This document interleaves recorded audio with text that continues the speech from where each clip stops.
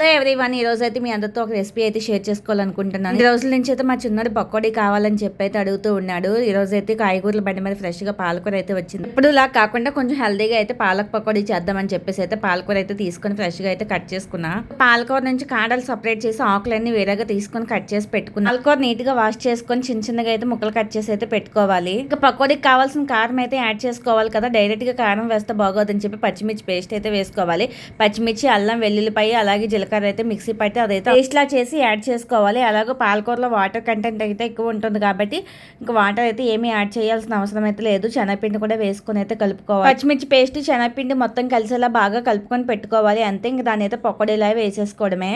చాలా simple and ఈజీగా హెల్తీగా చేసుకోవచ్చు.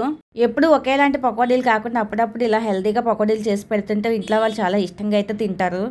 వాళ్ళకి బోర్ కొట్టదు, అలాగే వండే వాళ్ళకి కూడా బోర్ కొట్టకుండా అయితే ఉంటుంది. ఇంకా అలాగే దీని కాంబినేషన్గా చట్నీ కూడా ప్రిపేర్ చేసిన, అది ఎలా చేసినా కూడా చెప్పేస్తాను, చూసేయండి. కొద్దిగా పెరుగు, 2-3 వెల్లుల్లి రమ్మలు, అలాగే 2-3 పచ్చిమిర్చి, చిన్న అల్లం ముక్క, కొత్తిమీర, జీలకర్ర అండ్ అలాగే తగ్గ సాల్ట్ వేసుకొని మిక్సీ పట్టుకోవాలి. అంతే, చాలా టేస్టీగా అయితే ఉంటుందండి. యూపీ వచ్చాక నేర్చుకునే ఒకే ఒక వంట ఈ చట్నీ అన్నమాట. సింపుల్ అండ్ ఈజీ, సైడ్ డిష్గా అయితే చాలా బాగుంటుంది. అలాగే బిర్యానీలోకి అయితే ఇంకా బాగుంటుంది. ఎవరైనా ఒకసారి ట్రై చేయాలనుకుంటే ఒకసారి ట్రై చేసి చూడండి. ఈవినింగ్ అయితే వేడి వేడి పకోడీ అలాగే పక్కన చాయ్ పెట్టుకుని తింటే ఎంత బాగుంటుంది చెప్పండి. వీడియో నెక్స్ట్ లైక్ చేసాను. Thank you.